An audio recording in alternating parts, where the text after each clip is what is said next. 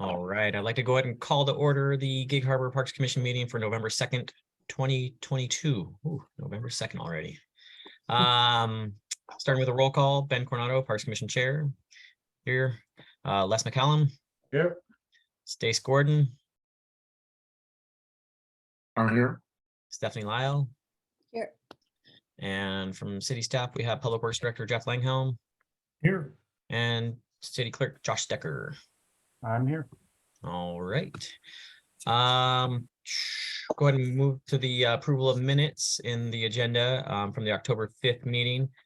I didn't see anything that needed to be amended. If anybody else did, feel free to speak up, or we'll go ahead and move those as written. Okay, all in favor of approving the minutes from the October 5th meeting, say aye. Aye. All right. Moving on to public comment. I didn't receive any. Josh, did you receive any public comment?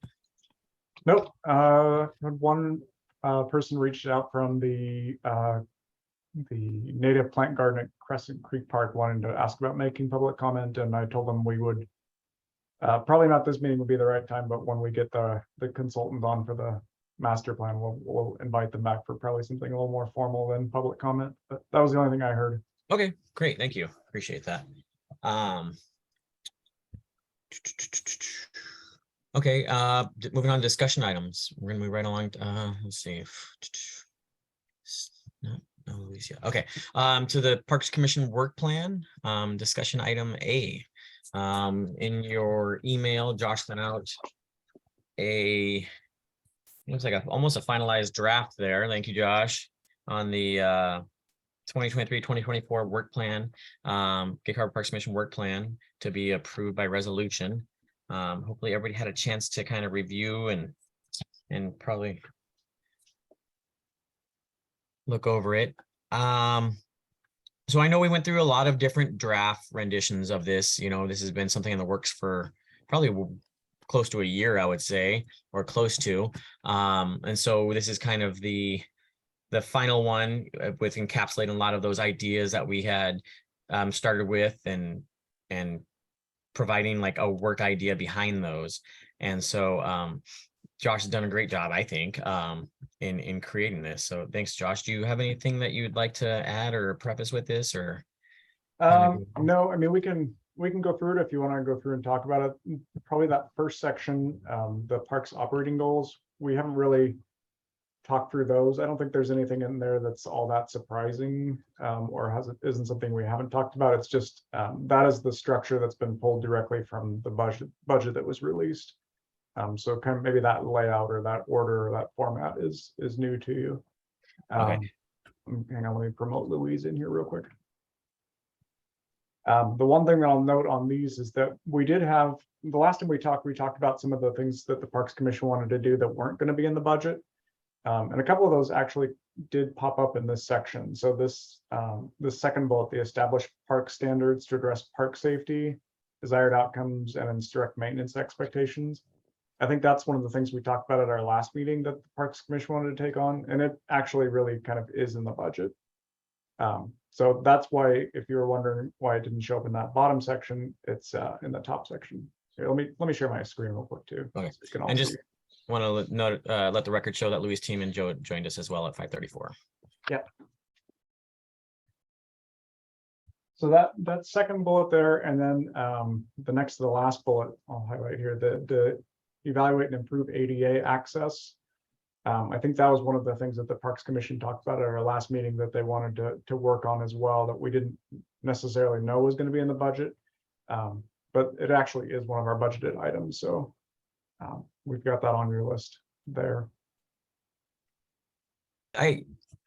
Jeff, can you expand on that a little bit as far as like ADA access in parks and trails, and how the city, is there a policy in place for the city, or it's just kind of we try and promote, you know, ADA accessibility, or is there a policy in place for that? Well, we are required to build new parks, and let's just say phase 1B of the sports complex, to be ADA accessible, meet all the requirements of the federal ADA laws. And we are also required whenever we do reconstruction of parks. And I'll just, let's say the play structure at Crescent Creek Park, to make sure that it is also ADA accessible. So we have, when we continue to look down the path at where we're going to be doing improvements to various parks, then we need to make sure they're accessible. But what I also understand from this bullet is that where we don't have a capital project identified at a park, if there are areas that are not ADA compliant in the park, then this plan, transition plan, would identify what part, what facility within the park is not ADA compliant, and then there'd be a plan on both amount of money, the scope of work, the amount of money required, and timing wise to make that portion of the park ADA accessible. Let me see. Did that answer your question? Yeah, it definitely got to it at the root. So I was kind of been pondering about the, you know, the ferry landing and, you know, getting.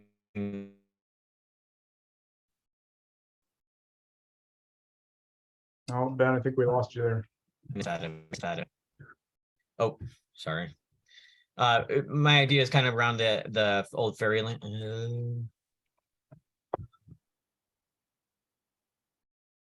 You can still see. Am I back? Am I back? Yeah. You bet, yeah. Okay, sorry about that. Point Yeah, there you're would right. be ADA access or not. Some of that cut out, Ben, but what I understood you were saying is for the old ferry landing, how much of that is already or needs to be updated to be ADA accessible? Especially regarding getting beach access at that park. Oh, well, there's some areas where we will not be able to meet ADA requirements just because there's no physical way to do that without, but we have to have comparable facilities. So, I mean, look at Ansich Waterfront Park. There's steps going down to the beach, but there's no ADA access. But there is the community paddler dock nearby that is ADA compliant. So the old ferry landing, that's going to be something where the city gets to decide whether or not we can make beach access down there. And if we are able to make beach access down there, would it be ADA accessible? I don't know. The trail that is supposed to go between Harborview, North Harborview intersection up to Cushman Trail, that connection trail likely will not be ADA accessible. Are we required to? No, not in every case, but we do have a way to get up to the Cushman Trail that is ADA accessible. That said, there are parts of the Cushman Trail that just flat out are not ADA accessible. It's too steep. So you're saying that the part where the Harborview Trail would connect to the Cushman Trail, it would not be ADA accessible, but accessing that point would be otherwise just via the Cushman Trail? Is that? Oh, go ahead. Oh, no, so I'm just wondering, like, I'm sorry, I'm trying to understand a little better. So does that point need to be ADA accessible via another means? Or is it because it's just part of the trail and parts of the trail are ADA accessible, and that kind of meets that ADA accessibility threshold? Well, the Cushman Trail was constructed without meeting all ADA requirements. There are sections, and especially the section between 96th and Rosedale, that trail is steeper than 8 1/3% is the magic number.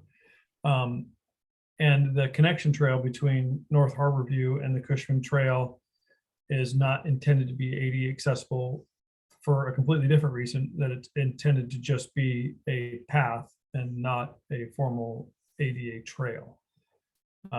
But there is accessible path accessible route to get to the Cushman Trail from North Harborview. It's just circuitous. I mean, it's just Gotcha. like there are ADA there are sidewalks that are ADA compliant in our city that are up very steep grades. And so, but we aren't required to make those steep grades ADA compliant because the adjacent roadway next to it is not ADA compliant due to the grade. So it's not in every case, it's just in most cases, are we required to have a comparable ADA facility. Gotcha. That makes sense. Thank you. Appreciate that. Thank you for explaining that to me. Yeah, so on the work plan, that bottom section, those first 3 points, those are the ones we talked about at our last meeting, and I just kind of tried to put them as succinctly as I could to get them on there. And then you'll see on what I'm screen sharing here, I've added a new one as of this morning to recommend names for recently acquired conservation properties and new trail systems. So, you know, we've well, just yesterday, I think we finished closing on the 3rd conservation property. So we now have all 3 of those parcels officially in our system. Wow. And we're going to want to name them or come up with a name for the group of them or some kind of solution like that. So that is something that'll be on your list of things to do. That's exciting news. So that's the 11.5 acre property directly north of the wastewater treatment facility. And is that the other property that's on the Donkey Creek side of the roadway, north of Donkey Creek? That the one that's north of Donkey Creek, we closed on a couple months ago, I think. This is the one that's even further up Burnham past the other property we have next to the treatment plant. Kind of across the street from the Mexican restaurant? Yeah, and Awesome. that totals almost 24 acres. Wow. 6 separate parcels. So with we've put these in terminology map, put them into phases. So we have phase 1, which is the Lions property, phase 2, which is this approximately 24 acres, and the phase 3, which is the uplands where the old Shenandoah used to sit, Heritage Point Plat on the east side of Harborview Drive. So all said and done, that totals now 42 acres. Wow. From a naming point of view, do we consider the treatment center side as one site and the across the street as a different site for naming purposes, or is it all one intended to be a thing? It's my understanding it's intended for all 3 of those separate purchases to be named collectively as one. Yeah, the naming procedure that the council's adopted it'll require council to formally direct us to come up with a name for it. So that may be part of the conversation that council has when we talk with council about it. And then the naming is actually a public process. So we'll go out there and we'll actually solicit names from the public and give everybody a chance to weigh in and provide comments and ideas. And then those ideas will come back to the Parks Commission for the Parks Commission to review and come up with a ranked recommendation list. That's typically how it's happened in the past, but I think that's what we'll look at doing with council. Yeah, it looks like most of all 3 of those parcels fall within the old Burnham homestead. So that's one of the few actual homesteads in Gig Harbor proper. Nice. Yeah. Nice addition, Josh. Thank you. Yeah, I think those are my only real comments that I had on what's proposed here. So I don't know if anybody wants to see anything changed or wordsmithing ideas, or this looks good to you.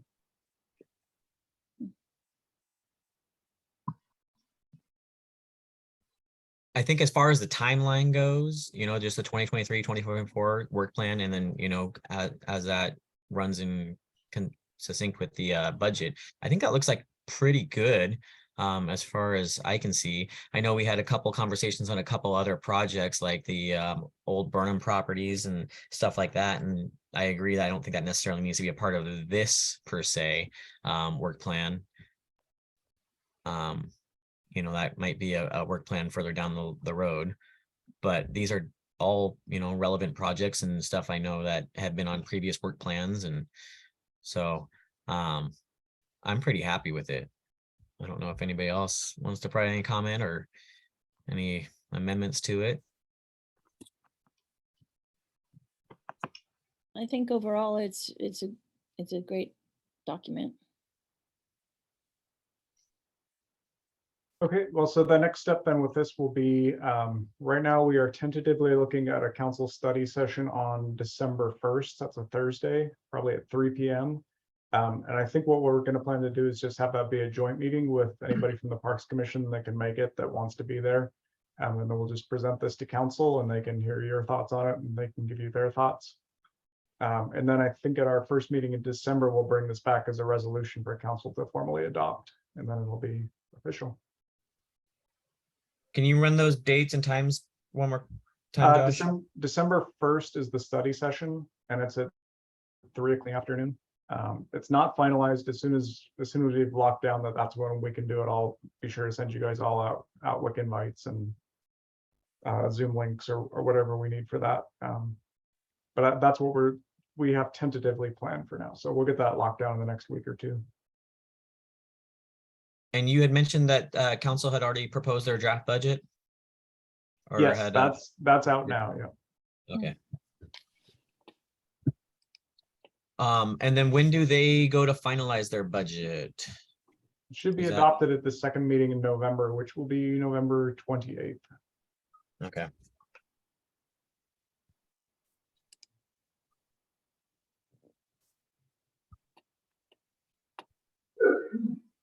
Stephanie, did I recognize you when we were doing roll call?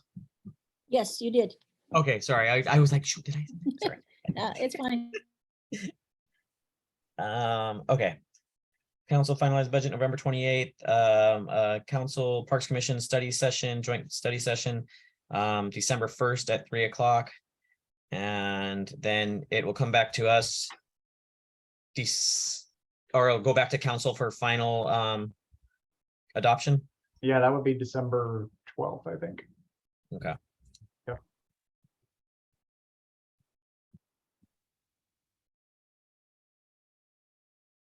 Cool.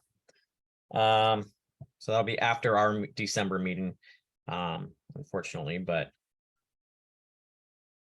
that's okay. So that means we'll go into the new year with our work plan finalized and then, so do you see the council providing some sort of prioritization or anything like that for the work plan? Probably not. No, that probably won't come from council. One of the things that council put in their guidelines is that the prioritization, they've pretty much left that up to the mayor for when and how things will get done. So they'll look at the bigger picture and sign off on that. But you know, as far as when things get done and how much time we have to work on things, that'll be kind of up to the mayor to work out with staff to make sure that priorities are lined up the right way with other stuff that's going on. Okay. And I'm sure there'll be things that council will be really excited about and will want you to be working on, but I don't think there'll be any discussion about timing necessarily. okay. And then is there a point where we'll be able to, did we hire a new parks manager already? Was that finalized? Yeah, I can talk about that now. Am I jumping the gun on my, I was going to give it as part of the parks update, but Okay. yeah, so, okay, I'll wait. okay. Sorry, yeah. Okay, yeah, that sounds great, Josh. So yeah, we all got some dates and look forward to the invite, hopefully December 1st, and I'll take a peek at that budget and for fun. Yeah. Thanks so much, Josh, for your help on this. Really appreciate that. Yep, no, I'm glad we're moving forward with it. I think it'll be really helpful for the next 2 years to just have this to refer back to and keep us on track. I agree. Okay. Sounds great. So we'll move on to go to staff reports and go to the Parks Division update with Public Works Director Jeff Lingholm. Sure, thank you. I'll start with the Parks Manager update. We have selected a Parks Manager, and her name is Jennifer Haro. She previously working with Kitsap County as a policy analyst. Her start date is going to be November 7th. So her calendar and email inbox is already filling up with trying to get oriented and recognizing and meeting all the people around the city, both the public and staff. So it's going to be a lot for her to take in. Hopefully we won't turn that fire hose on too full, but we're excited to have her. Say your name again, Jeff? Jennifer Haro, Jennifer H-A-R-O. Haro. Thank you. Yep. We look forward to meeting her Mm. Yes, and working with her. excited to have her. So let's see. I'll just go ahead and get in. There's a couple things I want to point to, so I'm going to share my screen here. Okay, hopefully you can see the outreach matrix that was provided as part of your packet. I'll just walk through that real quick. So I'm going to start with the Scansy Net Shed re-roof and repaint. We've been having a lot of discussions lately with the Scansy Net Shed Foundation and the Washington State Department of Archaeology and Historic Preservation, otherwise known as DAP, just to make sure that our consultant is making proposed improvements, structural improvements to the Scansy Net Shed that meet the requirements of DAP, which needs to go to the city's own design review board for approval, but also receiving input from the Scansy Net Shed Foundation, since they're the lessee of the building, just some general input direction from them. We've had those meetings. We are now scheduled for a design review board meeting in December, and where we will make a presentation to the design review board based on the proposed improvements. It's looking like we're going to be putting in some structural steel that will stiffen the building to help support against live loads, gravity loads, lateral loads, also dead loads, all those things that structural engineers like to talk about. And they're going to review, the DRB are going to review this because it's on the local and state historic registry list, the building is. And so they need to approve any changes that are going to be made to the building. And so, but generally the changes are going to be structural steel members added and painted black to provide additional support, repainting of the building of the same blue color that was there, and then re-roofing the building. Right now, we're looking to re-roof it with the same red asphalt 3-tab shingles. So it will look essentially the same as it did back when we bought it, ideally back in 2004. So that project is moving along. We had hoped to be out to bid already on it, but because of the additional conversations we've been having, that has delayed this project a little bit. But it's reallocated for 2023-24 budget. We anticipate once we receive DRB approval that we'll be able to finalize the plans, specifications, go out to bid, award a project, and be underway next spring. Any questions on Scansy? Okay. We'll move up to the sports complex, phase 1B.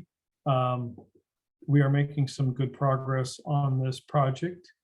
We have been working with the city attorney and the city's planning division and our consultant to iron out some details related to the land use application itself.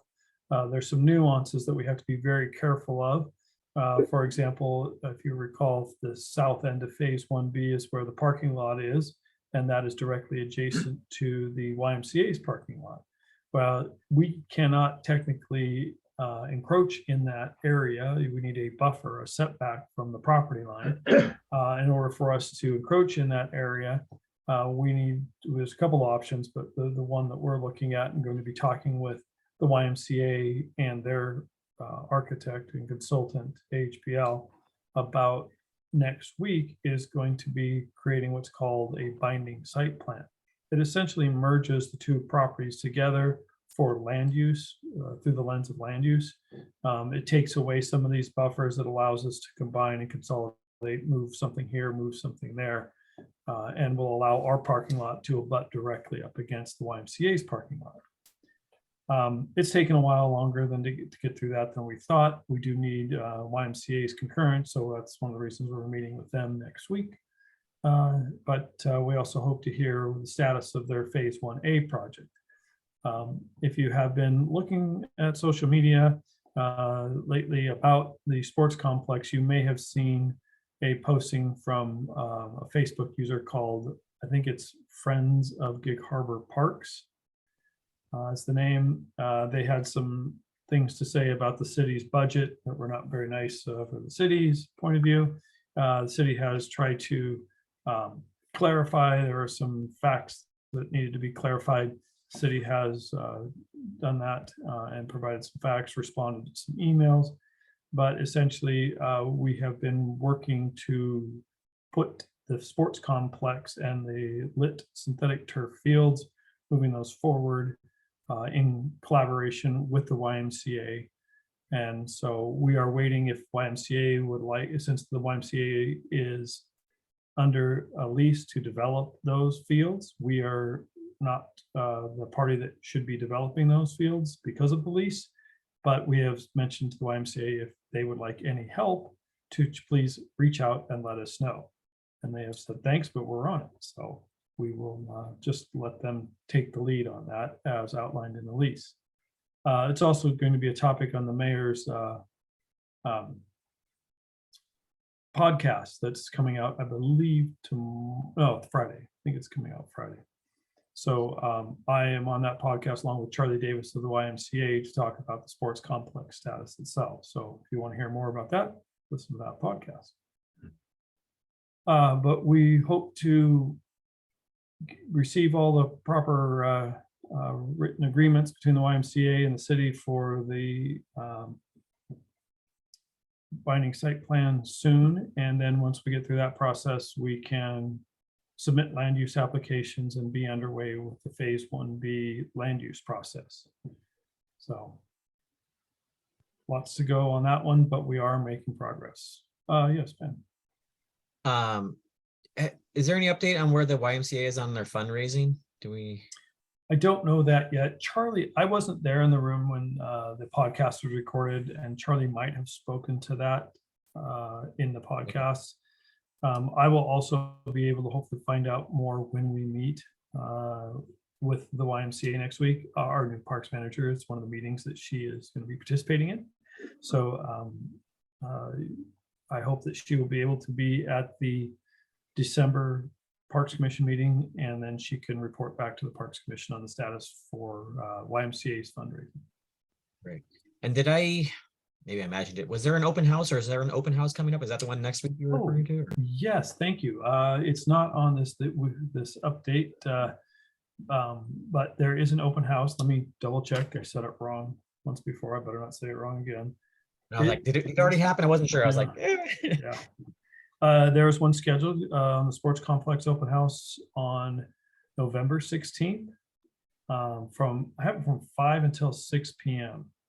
So yeah, so we're going to be talking more about everything that I just went through right here, and updating schedules and some of the results from our open house and study session that we had with council earlier this year. Okay, so it's kind of a continuation of the previous open house and where we're moving to and what the community said about the previous one. Yes. Is it just on 1B, or is it in the totality of the complex itself? Well, the focus is on 1B, but we will be able to answer some questions on the sports complex itself. Yeah. Okay. You said that was the 16th, 5 to 6? Correct. Wednesday, the 16th from 5 until 6. And I'll just interject here and say, Parks Commissioners, just, you can go ahead and attend that open house. Just remember, it's not the place for you to be putting forward your ideas on things. You can go there and get information and hear what's going on, but if you have suggestions, that we should probably have those here at the meeting.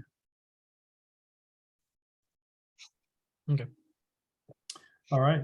I'm going to continue. Community Paddlers Dock, that one has stayed on the list just because we don't have the security fence in place on the dock. We are waiting the signed approval for the revision to the Shoreline Master Program permit to have that fence installed. It was an after the fact addition to the project. I'm told that we're going to be, that the recommendation is to approve the revision. We just need a signed permit now. So be waiting for that. The operations crew has the fence already actually on site. Well, sorry, at the operations shop, and they're going to move it down to the site and install it as soon as we receive the approved permit. And then next is the commercial fishing home port design and permitting. That is moving along at its typical pace, meaning we're waiting for some revisions back from National Marine Fisheries, U.S. Army Corps, but we are proceeding to 90% design. We will take that 90% design, review it with staff, review it with commercial fishing operators, and then submit comments back to the consultant, DCG, and they will then be ready once we have revisions or comments back from the agencies to bundle all of it together and submit 100% plans. Their schedule right now to receive comments back from the agencies is either December or January with some initial concepts, and then hopefully receive a permit approval in spring of 2023. So one of the biggest hurdles on this one has been mitigation. We're proposing mitigation, which is a lot of beach nourishment, beach improvements around the harbor. And we're just clarifying some specifics about the beach nourishment. But that's been a key for the cities for this project to try and find mitigation. And so we think beach nourishment is the way to go. Let me see. I think that's it. I think that's it for, yeah. Okay, I'll stop sharing here.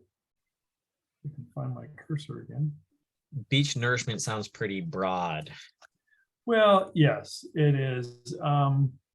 It is essentially putting down a mixture of sand and gravel in the intertidal zone so that the beach can then provide an area for both fish and other sea creatures that can forage there, they can live there and do more than just what is done in the muddy shoreline of the harbor now. Right. So is it beyond that? Is it like eelgrass plantings, or is it more or less just like the soil mediation? Right now, it's only proposed as soil mediation. Yeah, adding something to the beach. One thing we're trying to find out is if we place this beach nourishment with this soil, is it then off limits to the public to walk on? Because if it is off limits for the public to walk on, then we're going to place it in different locations than what we have initially proposed. Gotcha. So, Interesting. Okay. So Jeff, were most of those projects or all of those projects on budget? No, the Scansy Net Shed project, we need to finalize the design. It's probably going to be higher than anticipated because we're adding structural members to it. The phase 1B design, I think I reported last time that when we received the estimate for that from the consultant at the end of September, it was significantly above the original estimated price, construction price of about 2 million. It's now 5.1 million. Wow. So, and then Community Paddlers Dock, that actually project is in budget even with the security fence. Mhm. And the commercial fishing home port, again, that construction cost, and you probably saw in the status update of the document you have, project costs were originally at about 3.3 million, and, I'm sorry, project costs are now at 3.3 million. Previously, originally, they were at like 2.5. Hmm. So Okay. costs keep going up. So I got a question regarding that, I guess, and just from my, I don't know. How does that work? So, okay, so there's an original proposed price of the project, and then if it's not within that budget, I mean, the proposed budget has inflation associated into the price, right? But It does. It just doesn't. Two things. One, a lot of these projects are taking longer, and so it's compounding the inflation issue. But also, inflation is much higher today than what we anticipated. We often have put 3 to 5% annual inflation rates on these, and we're well, as you know, we're well above that now. And especially some of these construction projects, like all of them we've seen lately, and I probably had mentioned this a while ago, but we were trying to construct, we had received bids for the Public Works Operations Center in July of this year. And we had a construction cost estimate of the building of the thing was 3.2 million. And we received just one bid, and it was $5 million. So, and there's no reason it should have been that high, except for we only had one bidder, and they probably had would have only been able to make their schedule work by having a price that high and bringing on all sorts of outside contractors to do the work. So, but everything is going up. What that means to the city is we have to find other funding sources if we're going to continue, or we cut back the scope. And so cutting back the scope is never ideal, but that's the conversation that we have with council. If we're going to stay within budget, then what do you want to cut out? that's a fun conversation. Gotcha. Okay, thank you. Think, any other questions for Jeff? I think that was the Crescent Creek contract, was that going out? Or is that Oh, still? yes. Thank you. Yeah, that will be on our list next time. Okay. We are, especially with Jennifer starting, we are getting ready to, in November, award the contract based on a scope of work that HPB provided us earlier this year. And so I anticipate that we will have them under contract by December. Awesome. That's great news. Yeah. And so this is the previous contracting company we had prior to COVID and everything like that, right? This is the one we Correct. had. Their acronym is HPB. We selected them through an RFQ, request for qualifications, and they were selected. We had awarded a contract to them at the March 26th meeting, 2020. Of course, we all remember the March 16th date, 2020, when everything shut down in the state. And then right after we awarded the contract, we sent them a letter a week and a half or so later saying, we're not sure how we're going to conduct a kickoff meeting for this since all the COVID restrictions are in place. So we essentially said, we don't know how we're going to have a kickoff meeting, or we don't know how we're going to have public meetings yet. So then we just put everything on hold. And then we had to, we were trying to re-engage earlier this year. And then that's when we weren't able to get a contract complete, a scope of work completed and presented to council in August. So we've just been waiting for the new parks manager to come on board to re-engage and be a part of it from the start.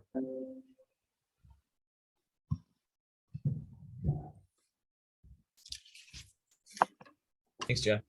Yep. Anybody else? No? Okay, we're gonna move on to the city administration update with City Clerk Josh Stecker. Thanks, Ben. Updates, I guess, we put out an announcement for the vacancy on the Parks Commission, and that closed on Halloween, Monday. And we only have one applicant who was actually not in the city limits or the UGA, so we are going back out again to advertise for that. So if you know anybody who might want to be on this commission, just reach out to them. The easiest way is to go straight to the front page of the city website where there's an advertisement and they can fill out the application there.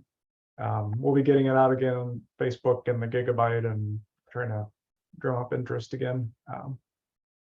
We also have an opening on the planning commission and we haven't had any applicants on that. So I think it's just not the time of year when people are out looking for extra things to do. But if you know of anybody out there, let them know. We're looking right now.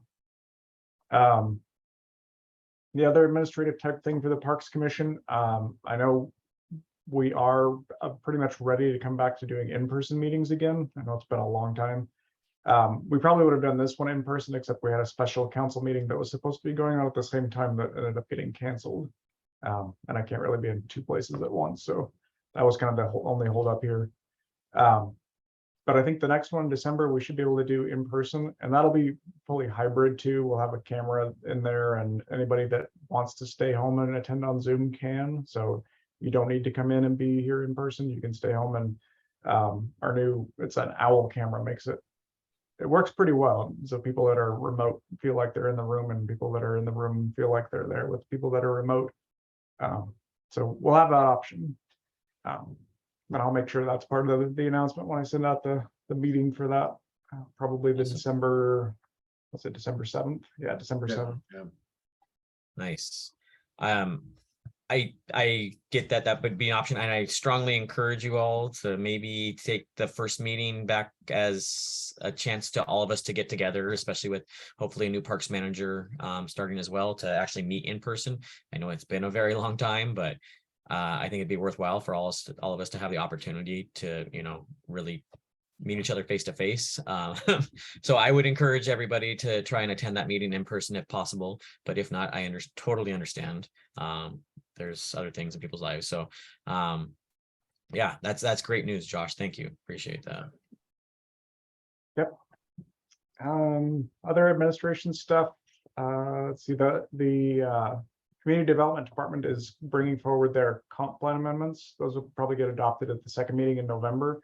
One of those is integrating the pros plan into the comp plan. So they're taking all of the updates that you all worked hard on for the pros plan and making that part of the city's comprehensive plan. So I know that took a lot of work for this commission. Was it about a year ago now? So yeah, kudos for that and thanks for that. And it's becoming a bigger part of our general overall plan here. Beyond that, I don't think I have anything else from the administration side. Yeah, if you have any general questions about what's going on in the city, happy to answer those, but that's what I have that's parks related for now.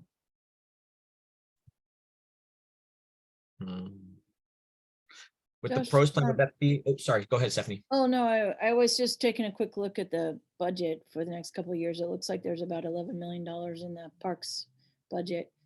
And I'm just curious, so the work plan and the priorities that we've established with the commission, as approved by council, are basically what is represented in that budget. Is that correct? Yeah, those first two sections of the work plan, I pretty much took that straight out of the budget that was proposed. So there's a lot of cutting and pasting that went into that. So it should be pretty well aligned. And just as a clarification, there's two separate parks funds within the budget. There's parks operating and parks capital. So if you need to look in both to see what Josh is referring to. Right.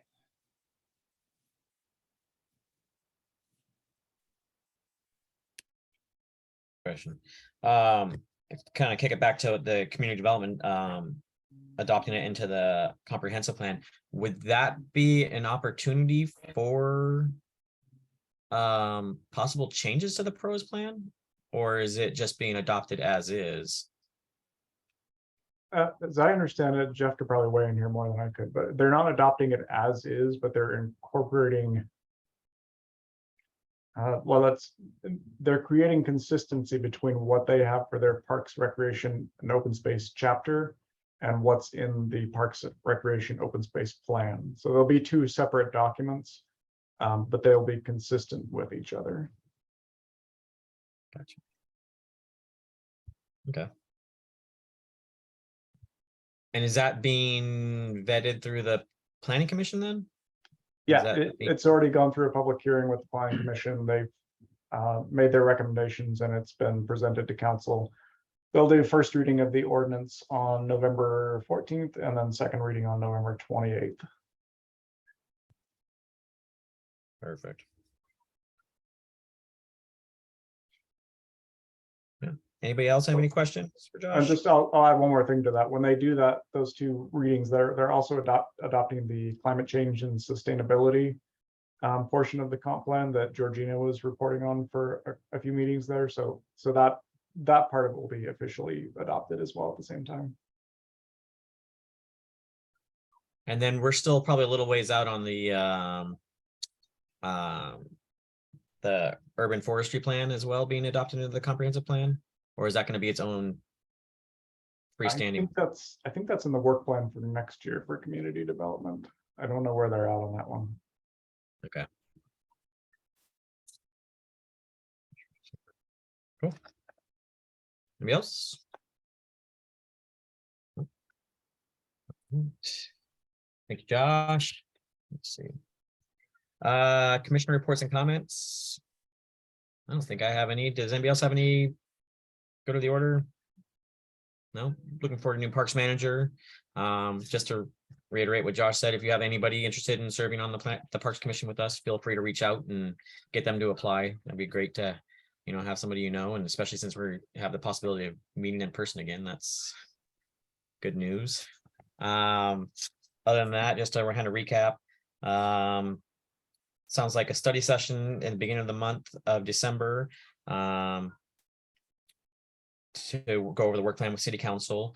Hopefully the work plan will be adopted by council December 12th at their meeting. We have new parks manager starting in a week. Sports complex open house is November 16th. And Crescent Creek contract gets underway this month. And then, yeah, that's all I got. Yeah. All right. Anything else? Comments, questions? Nope. All right. Is there a motion to adjourn?